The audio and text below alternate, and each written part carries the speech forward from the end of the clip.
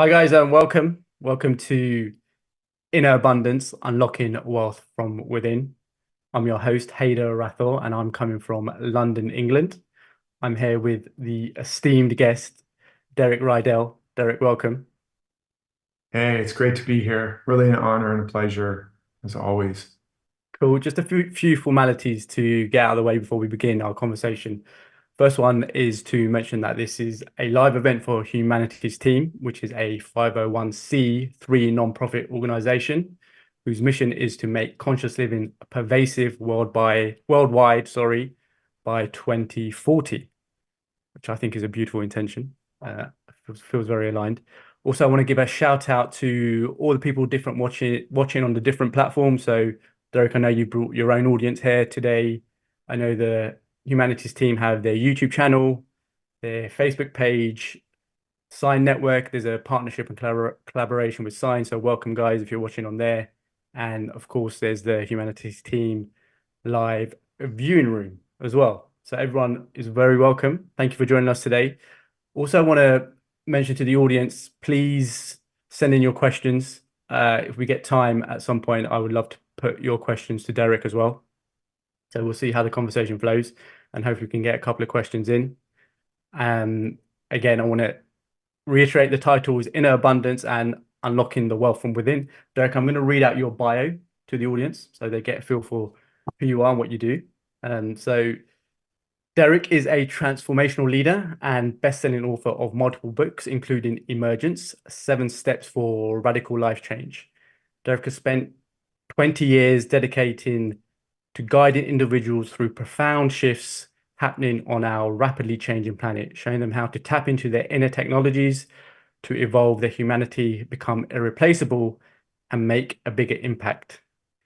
He's overcome some of the most profound personal hardships, including divorce, the loss of a fortune, and the heartbreaking death of his son to build a global coaching platform that helps hundreds of thousands of people to live their greatest life. Oh, I love that, Derek. As a consultant, Derek has coached top executives at Fortune 500 companies in empowered leadership and cultural transformation, as well as celebrities and media professionals, including Oscar and Emmy winners, in creating content that uplifts and transforms. He shares stages with luminaries, including Deepak Chopra, Marianne Williamson, Michael Beckwith, and Wayne Dyer. A-listers, I would suggest. Uh, and in his podcast, Emergence, with millions of downloads, he teaches timeless principles for activating our deepest potential and living our true purpose. That's an impressive bio. I need to get your bio writer, Derek, to write my bio. So look, I always like to kind of get to know my guests, and the first question I have for you, Derek, is what has shaped the man that I see before me right now? Yeah, that's definitely a big question. So many things, as does anybody, but I would say probably in terms of specifically what you talked about there, like so many people, I spent many years, always since I was a kid, I was in search of truth.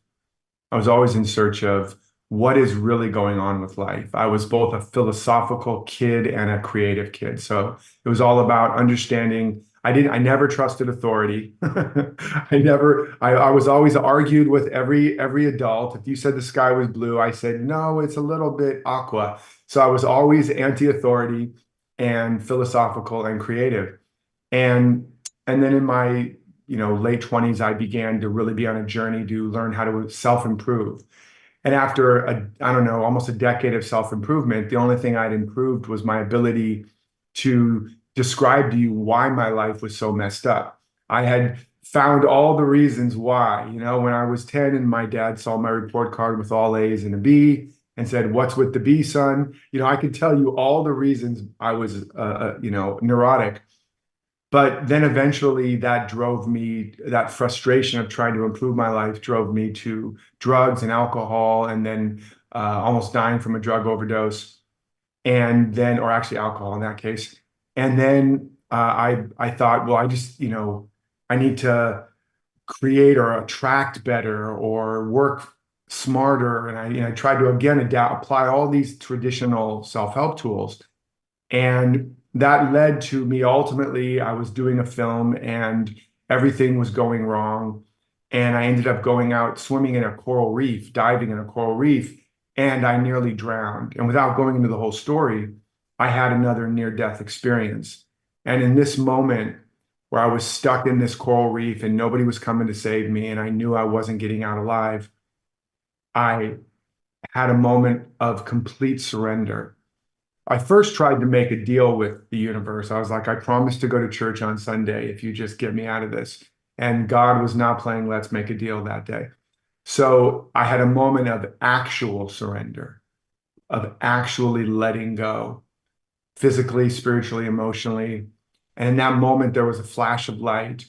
And I saw that the self that I'd been trying to fix, change, heal, and improve was a fictional character, an amalgamation of parental fantasies, peer pressure, societal conditioning.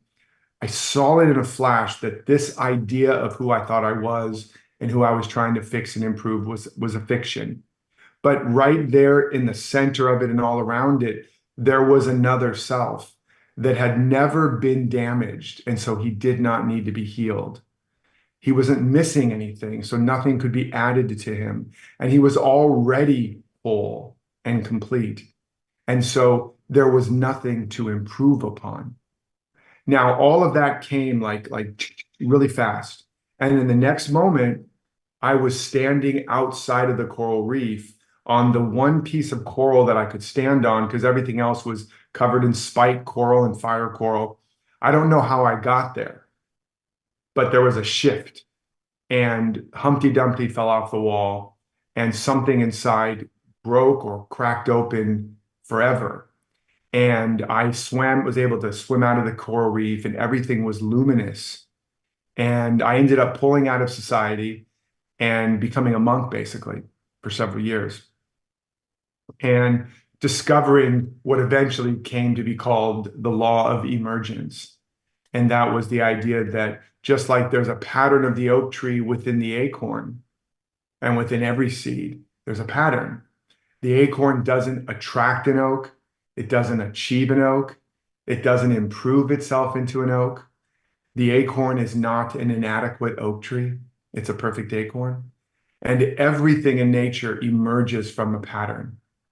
And when I saw that I too and all of us have a pattern, a perfect pattern. And when we come into alignment with it, when the conditions are congruent with that pattern, that potential and purpose naturally emerges in our life.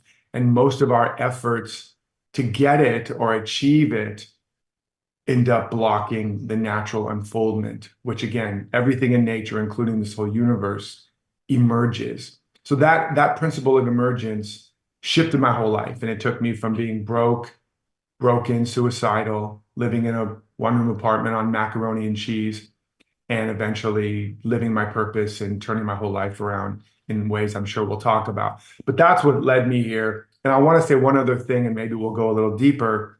It's also that allowed me to face truly some of life's greatest tragedies and challenges, as you mentioned, from having a fortune stolen, from a divorce after 23 years, the shattering of my family, and ultimately the death of my son. Something that is unimaginable if you haven't gone through it and can take a lot of people out of the game for good. And because of these principles and understanding, it allowed my heart not just to break, but to crack open and become an even bigger channel of love and compassion and inspiration. So that's what's possible. Whatever challenge we're faced, whatever condition or obstacle we've been through or that we're facing, we have within us a capacity. The potential in us is always greater than the problem we face. Wow, I love that. I love that story, Derek. There's so many directions I could take this. I'm going to take it in the direction of asking about your son. Do I have your permission to ask you about that tragedy in your life? Sure. Anything. You can ask So, me anything. Underwear, boxers, or briefs? No. so look, the question relates around what. So if I was in your inner circle, right, at the Mhm. time of the death of your son, if I was your partner, your wife, and I was witnessing what you were experiencing, what would I have seen? And how, because it sounds like you had this experience of connecting to higher consciousness and this way of understanding life and spiritual life and this process of emergence as you describe it. Yeah. How did that process of emergence and the tools and the kind of divine information you received help you through the tragedy that you lived? Yeah, I mean, there's a lot to say here. And for people who, haven't had this kind of experience, the loss of a loved one, any real big loss or any loss at all, it's a version of it, right? This is just like one of the most extreme versions, but any kind of loss is a challenge, and there's grief, and there's a breakdown of an old identity and an old map of reality that has to break down and disintegrate, whether you lost your job, you lost money, you lost a friend, you had a divorce, or even Starbucks stopped serving your favorite cappuccino, whatever the loss is, it's a breakdown and a loss of some part of your identity. And our greatest cause of suffering is holding on to identities that are actually needing to die or be released for something new to grow. And so, just like the seed, if the acorn thought what it was and all that it was an acorn, when the oak of its being started to emerge, it would crack its shell. It would shatter its sense of identity and its sense of what it's made for. It's like, I just want to be a good nut, right? But no, you're something so much more. And so that happens, is continuously trying to happen when our greater potential is emerging. But it also happens when we have a great crisis or challenge or loss. In that case, obviously, my whole identity, so much of my identity was around being a father and family and my purpose and why I was doing what I was doing. So what people witnessed, first of all, was what you could expect, which was the deep and profound grief of a father who's lost his child. Because I'd had enough practice in identifying more with that part of me that is emerging and that is more infinite, that pattern of me rather than the relative expression of it. Like there's a pattern in the seed, but there's branches that have to be pruned. I'm more identified with the pattern, with the purpose, with the truth, with that doesn't die. And because of the practice, which by the way, my son gave me many opportunities in his life to practice that, to focus more on that which doesn't die, because he was always living on the edge. So because I was more identified with that, even when this upheaval of grief and tremendous grief happened, I could hold the space for Derek, the man and the father, to really just be completely broken down and melted down, like remelting it down to form a new tool. And he was melted down, I mean, I cried every day for 2 years straight, like every day. I didn't miss a day. I was very disciplined in my grieving, and it would move through me like a tidal wave, like a forest fire, and just burn everything down all over again. Just when I thought I was starting to, it would move through and burn it all down again. And because I was able to be more identified with something bigger than me or deeper than the condition, I was able to hold enough witness consciousness and enough space to watch the fire and let it burn, to watch the tsunami come through and remove all the structures and the debris that didn't serve. And it created a lot of emptiness, and humbleness and humility. But it also created a lot of space and a fertile field for new life and the next phase of my life to emerge. And as a result of that, the love that emerged, the poetry of love that emerged, even the moment, I remember one moment where I had a realization, and the voice within me said, when the vessel that held your love is shattered, the love is not lost, it is liberated. And so the love I had for my son wasn't lost.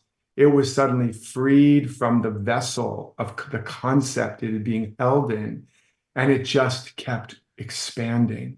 And I remember one day walking and moving out of the love of a father for a son and having an experience of the love of the Father, the love that, and I don't mean that even in a Christian sense. I mean that in like the archetypal, like the pure love of life for its creation, having that experience and just weeping with joy. And I can feel it even right now. And so that was the journey of my going through that. Again, it's the same journey we all are invited to go through, no matter what our grief, what our breakdown, what our crisis, or what our loss. That just happened to be kind of my PhD thesis. Really, not even the PhD, it was more like high school graduation because, I'm still forever a student to this. But then it also opened up a level of inspiration because of the clearing out. I ended up writing 5 books, 100+ songs in a matter of a few years. Just I'd never been and have never been more creative and prolific. Now that doesn't mean there's not still heartbreak, and my heart is not forever breaking and opening and breaking and opening. But but that was the process people saw, and that was the process in a nutshell that I went through. Wow. And as you were speaking and describing this love and this emanation of love, I felt the whole energy of our conversation and the space change. Yeah, So thank you for bringing that into felt it this too. space. Yeah, And when I was doing my research for this interview, this hosting on Humanity's Team, and I obviously looked you up and was delving deep into your work. I found this level of embodiment in your energy as you speak and as you have spoken in the past around experiencing heartbreak and grief. And I have a son who's 11 years old, and it scares me to death the kind of concept that he might leave before yes, me. yes. And when I hear you speak and I see the work and your contribution to this world, it feels so embodied, Derek. And I'm sure that is why it makes you such a powerful, powerful teacher and guide and coach. So from Thank you, me, brother. from my Thank heart to your heart, brother, thank thank you, you. brother. Thank you for being an embodied version and just raising my own kind of consciousness with what you're bringing to this world. I really appreciate that. And that is one thing I do. That's one thing I can stand on is whatever I teach, it's not theoretical. I've gone through the fires and the tests and the experiments, whether I liked it or not in some cases, whether I knew I was calling it or not, and proven the principles. There's a saying in the Bible that says, "Prove me now in this, saith the Lord, and I shall open up the windows of heaven and pour forth a blessing too big to receive." And what it's saying basically is you say you believe in God or love or abundance or whatever is the thing you say you believe in and are affirming. Okay, here you go. Here's a condition that is going to make you or tempt you to believe the exact opposite. Now prove me in this. Prove in this love is real. Prove in this you're an instrument of love when that person is cutting you off on the highway or that person is stealing from you or calling you names. Prove me now in this. If you can do that, I will open up the windows of heaven and pour forth a blessing bigger than you can even receive. Why?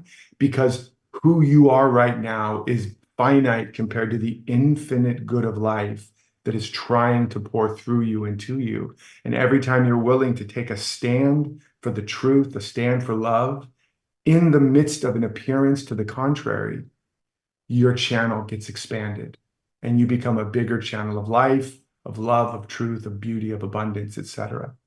So that's really Yeah, what. I love that. I love that, brother. And the rational part of my brain wants to go, okay, I choose to be connected to the higher divine source. I choose to live a life of love and joy and abundance. And how do I do that, right? Which is a great segue to your kind of course on Humanity Streamed called Resourced How to Reconnect to the Power Within.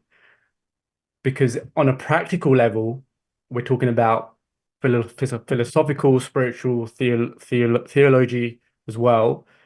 And yet, in the groundedness of planet Earth, Mother Earth, Yes. we as human beings need to be given tools and technologies on how to do this, right? And the thing that I loved about your resource, How to Reconnect with the Power Within, it gives you a set of tools to take you on that path.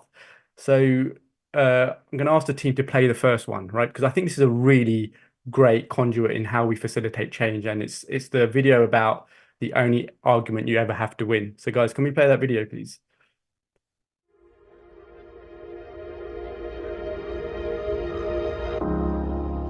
There's only one argument you ever have to win. It's with you. The truth is that you're not really in a relationship. All relationships are in you. You're not really in the world. The whole world is literally in your consciousness. But wherever there's a conflict or an argument, whether it's an argument with a person or an argument between you and a project or an ambition, it's always an argument within yourself. And that's because of certain limited beliefs, but your maps of reality, the belief systems you laid down when you grew up, where you came into this world and you were trying to be your authentic self and go for what you wanted, and you got smacked down and smacked right and left and told, who do you think you are? There's starving kids in China, mommy is busy, why do you want so much? You're so needy, you're so greedy, you're so bad, kids are meant to be seen and not heard. And you drew a map of reality and decided, this is the world I'm in. It's a world where there's not enough to go around. It's a world where if you want it, you got to do it on your own. Or it's a world where it's wrong to want what you want and to want as much as you want. You got messages that cause you to map out your reality.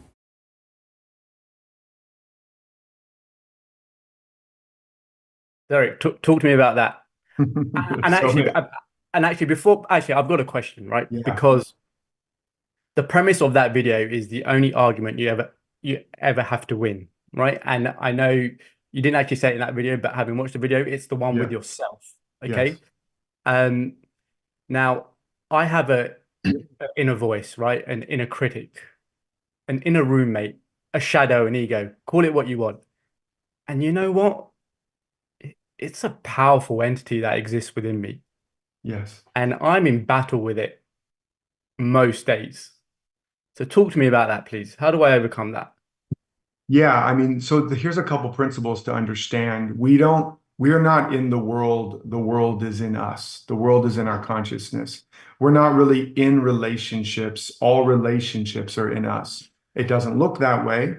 The production value of this virtual reality called human and material living is very convincing, but we even know from quantum physics now, and even from neuroscience, that we don't actually right now, you're not seeing colors and pictures and forms. There's actually photons and energy fields hitting your photoreceptor cells and in the inner eardrum. It's not sounds, it's vibrations. It's all frequency.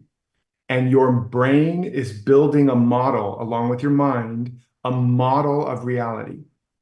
So there is no physical, solid, structural, color, sound reality out here.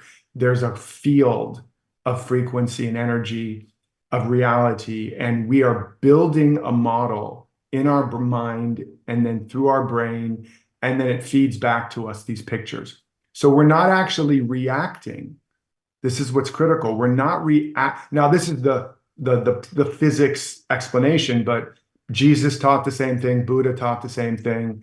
You know, they just didn't have the science to describe it. But the basic point is that therefore, I'm not reacting to your words or to that outer condition because there is none. I'm actually reacting to my model, my concept, my construct. That's where the reaction's happening. It's not really in your head, but that's where we think it is. But I'm reacting to my model of reality, which is another way to say my map of reality, my story about reality. And that's why Adam and Eve ate of the knowledge of good and evil, created the belief of judgment and polarity, and they fell asleep. They fell into history. They fell into his story, the Adamic dream. And that's another word for that is the matrix. And so we are living in a matrix of our mind, actually a simulation. if you want to know if we're living in a simulation, Elon Musk, the answer is yes, but it's not a computer. It's a mental simulation. And so we're reacting to that. And so when you actually get that and beginning to understand the principle, if this resonates with you, is the beginning. But it does take some practice and some introspection and some mindfulness to begin to observe that a thing happens seemingly, but I think I'm reacting to that. But if I slow my awareness down and I use my metacognitive ability to think about what I'm thinking about, to observe it, I can begin to see that actually thing out there is not what I'm reacting to. And when I slow it down, I can see there's a thought or an image, and it's that I'm reacting to. That's where the reaction is. My whole experience is happening in my consciousness. And then the result of that interaction in consciousness gets projected or interpreted as a new thought, a new word, or a new action. But what we only see is action, action, words, words, action, action, words, words, and we think the thoughts are back here. All of the actions and words out here are the effect of the real relationship going on in our consciousness. So when I understood that, for example, in my previous marriage, and I began to take full responsibility and find all the arguments I was trying to win with her, and instead begin to meet all those parts of myself, whether you mentioned shadows, stories, beliefs, and I began to listen to those parts of myself, to hear them, to hold them. I began to heal them. I began to give them what they needed that only I could give within me. She could never give it to me. The person you're arguing with can never give it to you, whether it's a politician, a parent, a friend, a loved one. They cannot give you the thing you're trying to get in that argument. That doesn't mean don't argue, doesn't mean don't work things out, but just know that finally, only I can give it to me because it's a part of me that I'm in conflict with. And they're just the proxy for me to project my inner consciousness so I can see better what's going on with me, right? The world is a screen. There's so much projection going on. We should just start selling a lot more popcorn and enjoy the movie. But it's all a projection. And we've heard that, but I wanted to break it down a little because there is scientific and metaphysical and mystical understanding. But that simple practice allowed me to heal these parts of me, to fall into like and then love with all these parts of me. And then I didn't need that from her anymore. Now, in that situation, it healed and completed a particular soul contract that led to the end of that relationship because it had served its function. And then the relationship I ended up in, the marriage I ended up in, the one that I'm in now, is a love like a fairy tale love. It's the way I'm loved and respected and honored and seen and vice versa, is everything that I was touching in myself, that I was embodying within myself. That's who I met in my new partner. So again, the challenge of that relationship, the owning of my inner relationships, the embodiment of the love and the wisdom of these parts of me, instead of making my former wife the source of it, led to me becoming free and being in a love that was the love of a lifetime and is the love of a lifetime. So that's kind of to pull it all together.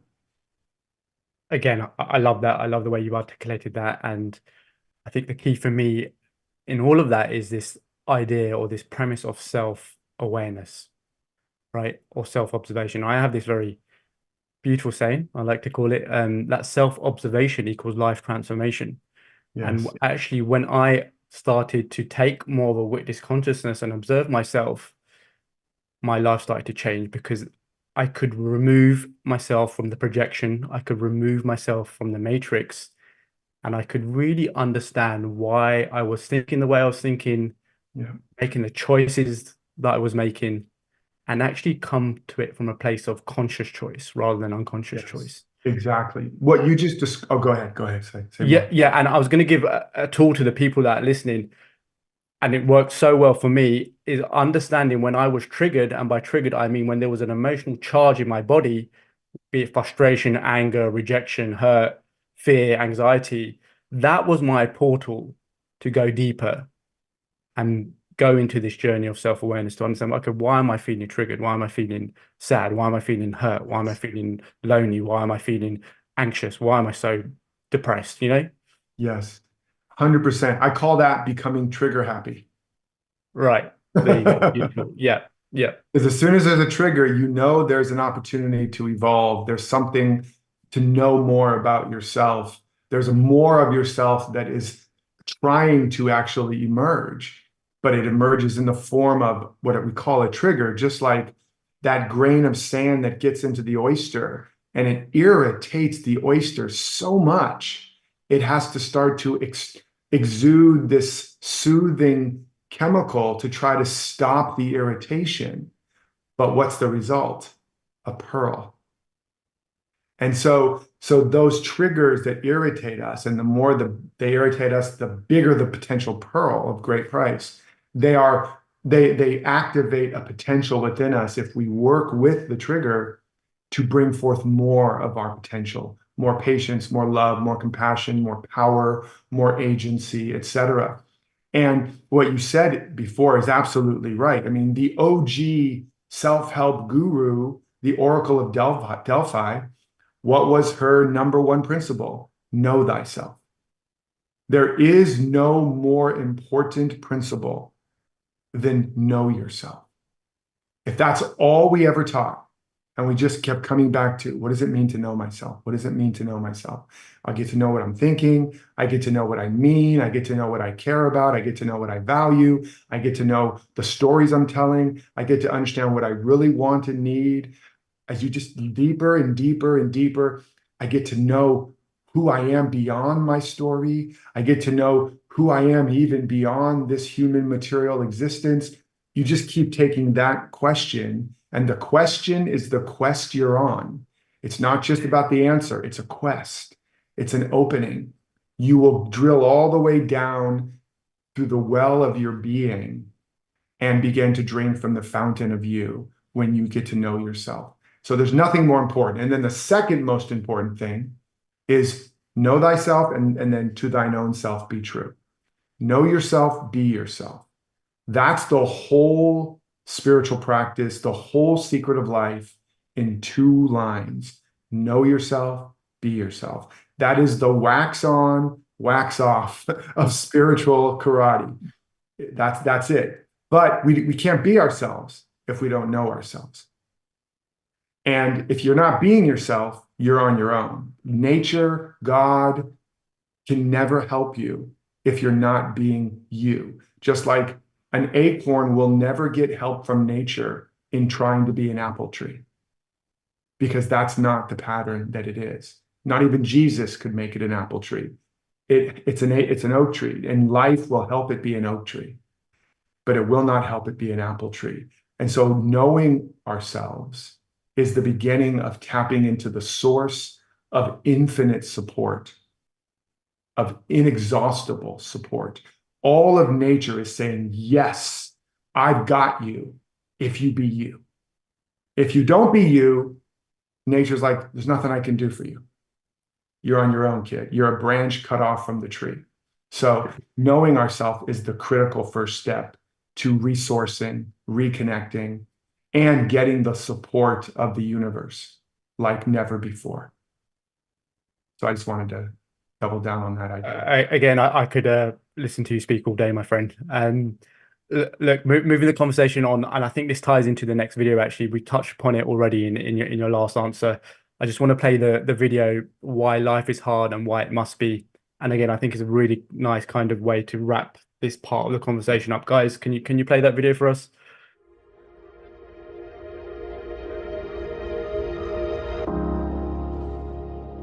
You have infinite abundance, infinite power, infinite wisdom, but it's infinite and you're trying to express it in form. The form has to constantly be evolved, constantly be updated, upgraded, up-leveled. And so you have to have more strength, more muscles, more capacity, so you can carry more and more voltage and wattage and energy. And so that's why it has to constantly break down and reform, break down, reform. It's why chaos theory says that behind every chaotic pattern, there's a larger order always emerging. So the nature of creation in this material world is we grow through challenge. We grow through having to activate more of us. And because of the density and the slowed down nature of this dimension, if we didn't have that contrast or that challenge, we would not grow. We would stagnate. We would stay the same. And then because everything is evolving, we would start to diminish. I said it better myself. Yeah. Yeah, very well put, my friend. I have a question around this. When I viewed this the other day, the element of prayer in this video is the one that kind of struck out to me because I pray every day, right? And I believe in the power of prayer, and it feels very aligned for me to pray. And when I pray for the illusions to be dissolved. I pray for the veil to be lifted. I pray for the inner peace to bless my life. I pray for my loved ones. And you brought this aspect in that I wasn't really praying for. And I have been in the last couple of days, and boy, it's shifted my prayer and made it even more powerful about praying for strength to meet my challenges. Mm. And I was like, I never incorporated that into my prayer, but now that I have, I'm feeling bloody good about it. Talk to me about that, please. Yes. Yeah. So, the idea is when the burden is too heavy, don't pray that the burden get lighter. Pray that you get stronger. Right.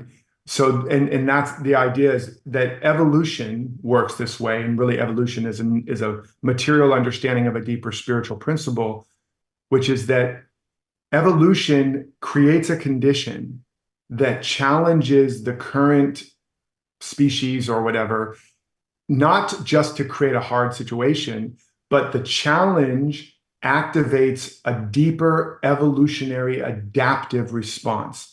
So when I go lift a weight, it tears my muscle, and that sends a message we need more energy at that part of the body. And it sends energy and it takes everything I'm putting in and it turns it into specific energy that forms a bigger muscle. So it's an adaptive response to the challenge. That bigger muscle, that efficiency of transmutation of energy into muscle, none of that would happen without the challenge. I wouldn't get stronger. And so we tend to pray or affirm or believe or hope for the challenges to get less or the challenges to go away. And that's the opposite of how all of evolution works. It's like going to a gym and going, I just pray that there's not a lot of weight here. I just pray that that the weight is really light, that I don't have to move too much. I don't have to break a sweat. Or I go to a school and go, I pray that they don't test me, that they don't ask me things I don't know the answer to. That's what we do humanly because the human ego wants to stay the same, not change. But when we flip it and understand life is trying to pull forth more of our power, more of the infinite wisdom, genius, power, mental, emotional, physical, creative, abundant capacity. That's all it's trying to do. Life is infinite, but infinity can't be experienced. It has to unfold from glory to greater glory, world without end. And so the challenge, and then the way to align with the challenge is go, all right, let me be more. Let me become big enough. Let me become a big enough instrument, a big enough space of strength, power, love, compassion, because strength shows up in different ways. It doesn't just mean I'm strong. It means I have the capacity to be patient. I have the strength of love and compassion. I can hold my place in this expanded space until it moves through. Like when I was grieving, it took tremendous strength of courage, you may say character, to hold my place when what was moving through me was a raging forest fire. And so that's exactly right. Pray for wisdom, pray for strength, pray for illumination. The only prayer that is considered a true spiritual prayer or mystical prayer is in some form or fashion more than I want to change, fix, control, or heal any external condition. I want to be a clearer, purer, stronger instrument of truth, of love, of God, of life. More than I want to change anything, control anything, manipulate anything. Make me stronger, make me more awake, make me a better instrument of reality, of life. And that's what you're touching. And then now you're sending the message, I'm willing to grow. I'm willing to become more of myself. And versus, please keep this the same, or don't let it become too hard so I don't have to change and let go of ideas and concepts that I cherish. That's the recipe for suffering and stagnation, lack and limitation, because life is infinite and life is always unfolding. Wow, Derek, I could go so deep on this subject with you, and I feel now is not the time because we are constricted by time, and I want to bring in other aspects of our conversation. Absolutely. Just to say on that point that you just made, I love the nuance of strength that you bring into this conversation about strength doesn't actually mean physical strength, right? And strength incorporates so many different energies, so many different traits like compassion, like courage, like love. Because when I first read that quote around don't pray for lightness, pray for strength, I felt a resistance to that. I was like, what's this guy on about? I want my life to be light. And having heard you speak about it and bring the nuance into it, it makes perfect sense to me. Yeah. Yeah. We don't have to pray for life to be hard, but we do want to pray that when the challenges come, that we get stronger, that when the contraction happens, we don't pray to, stop it. We pray to be bigger. Always make me a bigger, stronger, more loving, more caring. If you look at a Nelson Mandela, a Mother Teresa, a Gandhi, a Dr. King, their constant commitment wasn't stop all the bad stuff, stop all the difficult challenges. No, make me a clearer instrument of love and compassion and courage that I may hold and speak and live the truth that sets us free. Truth will set you free. Yeah, wow. It'll set you free, but at first it'll scare the you know what out of you and annihilate you. But then you'll be free, baby. So look, let's talk about your new body of work, Awakened Wealth, and how to harness the abundance principle. And before we talk about that, the word abundance is used a lot in spiritual circles in the personal development world. And I would like to know, what does abundance mean for you? Yeah, abundance or wealth, is the substance of creation, the very thing that created everything. To have access to that and to have that circulation, the flow of that substance of all creation, enough to fulfill all that you were made. When the acorn is planted in the soil and it has access to really, in some ways, the whole of Earth. In the micro, it has the whole macro. It has infinite abundance, and that one acorn doesn't just become one oak tree. It can become groves and fields of oak trees with forever, without limit. That if you understand that, how does that one acorn become all the oak trees that have ever existed and all the oak trees that ever could in a line? That's the beginning to understand abundance. It's not material. Materiality is the fruit of abundance. So when the tree blossoms, flowers, and fruit, the fruit itself is not the wealth of the tree. It's the symbolic expression. It is the fruit of the tree's wealth. The tree's wealth is its connection to the ground of being, is its connection to the source of all life that can take a tiny little seed with nothing in it to the visible and barely anything to the microscopic eye, except for particles. It can take that seeming invisible nothingness and turn it into an infinite everything. The same way, by the way, the whole universe was created. First, there was seemingly nothing, and then boom, there was everything. So everything came out of no thingness, but it's not nothing. It's an infinite, invisible something. And that same infinite, invisible something that went bang and the whole universe was here is within you. Our consciousness is the center and the seat of creation, and a big bang is always trying to happen in our life. We can create out of nothing. Behold, I make a way where no way appears to be. Behold, I make all things new. This is a principle that is not describing some God outside of us. It's describing the I am and the principle of creation and abundance within us. But the key is to understand, this is the flip of the hypnotic spell around wealth and abundance. We've been conditioned to believe wealth and abundance is material. It's a dollar bill, a euro, a yen, a crypto, some gold, some stocks, some bonds, cabbages and kings. That's not wealth. And when you believe it's wealth, you sell your soul, or you twist yourself into a pretzel, or you do all kinds of crazy things to get it or to hold on to it. And that's where that saying comes, the money is the root of all evil. And that's not the whole saying. It's the love of money is the root of all evil. But what it's saying is the love of the symbols, of wealth is the root of all evil. The love of the symbols of anything is the root of all evil, of all suffering. If you believe that person is your source of love, you're in trouble. If you believe that job is your source of livelihood, you're in trouble. If you believe that government is your source of security and support, you're in trouble. And if you believe those dollars and the economy is your source of wealth, you're in trouble. But when you understand you, the I am within you, and how to tap into that, now you have the beginning of real freedom, real abundance.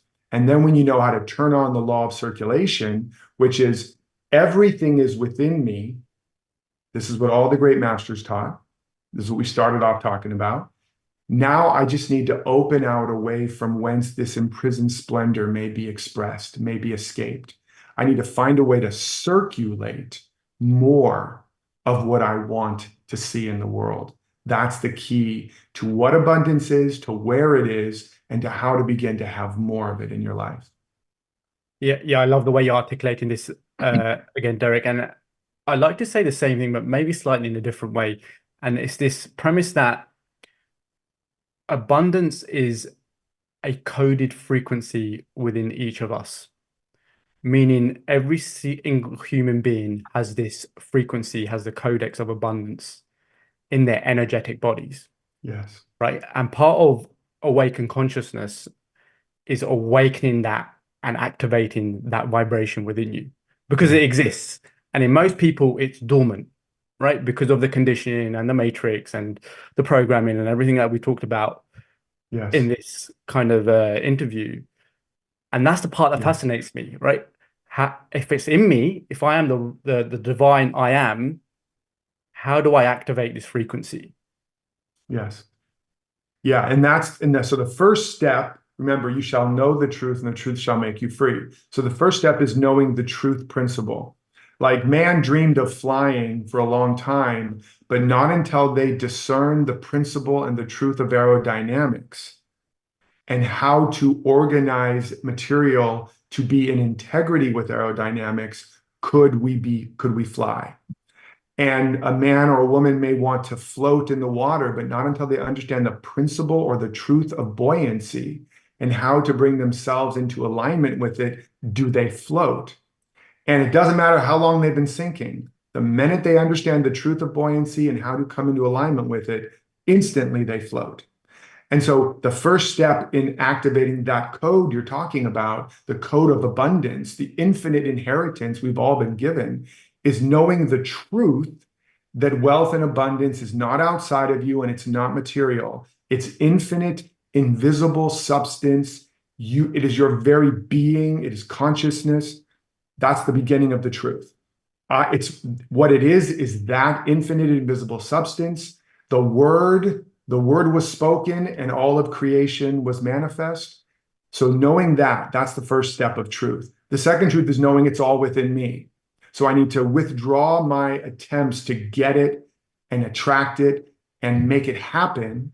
And instead, I need to learn how to make it welcome, Just like the seed, the gardener doesn't make the tree happen. The gardener creates the conditions that are congruent with the pattern, and that makes the abundance within it welcome. It blossoms, it flowers, it flourishes when there's alignment. Right now, our favorite music, your favorite music is playing right now, one of your favorite songs.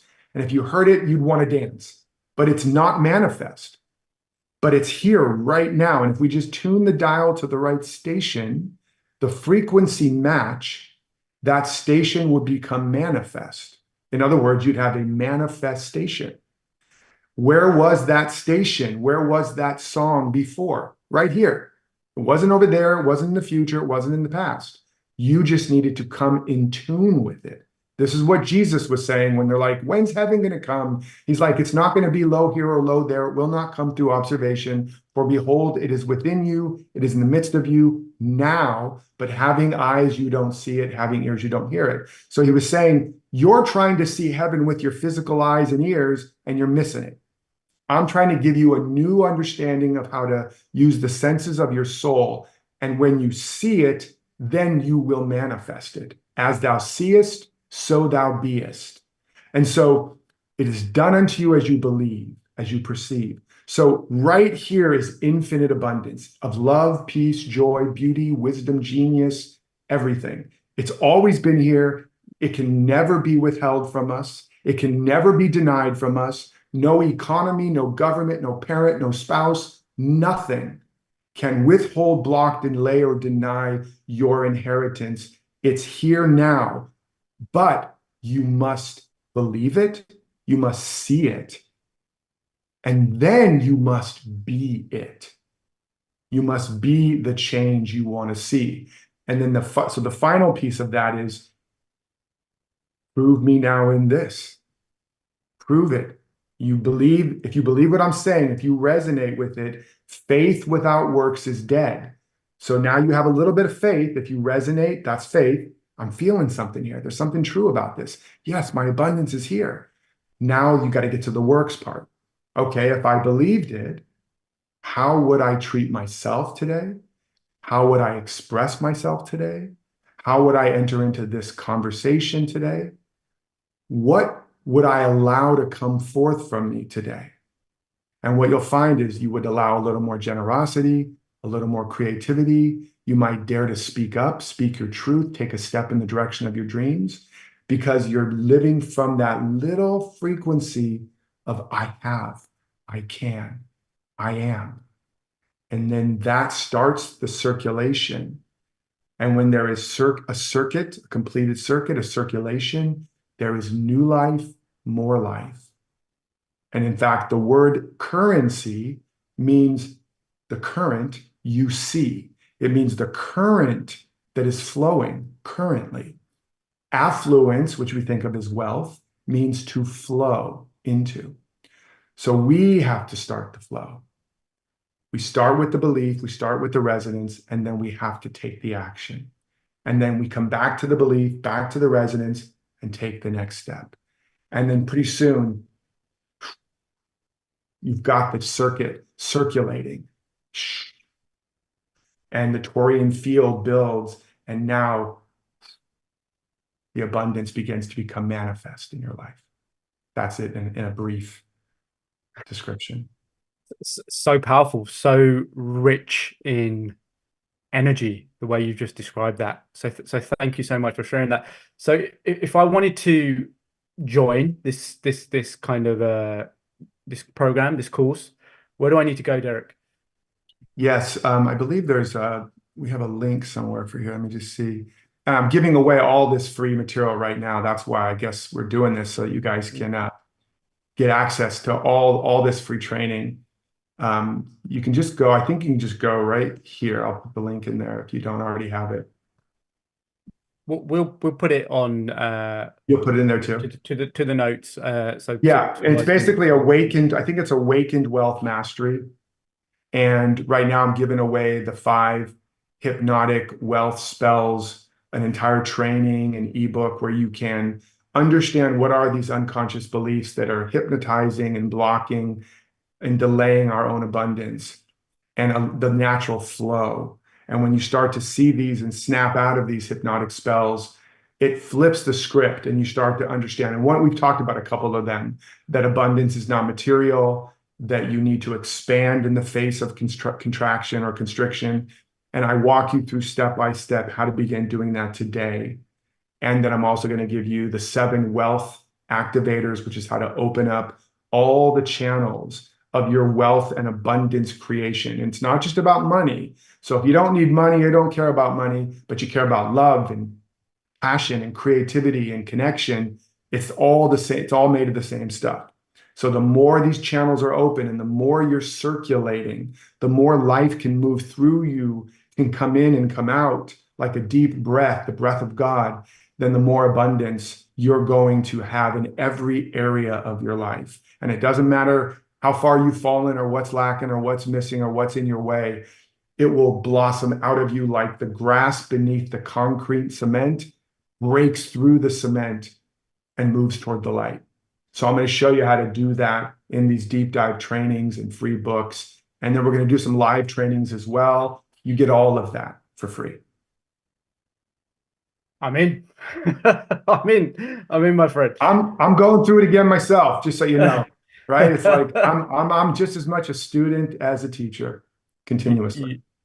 Beautiful. So look, I always like to finish these these kind of interviews with a question around, is there a question or is there a topic that I haven't asked you that you'd like to discuss before we wrap up?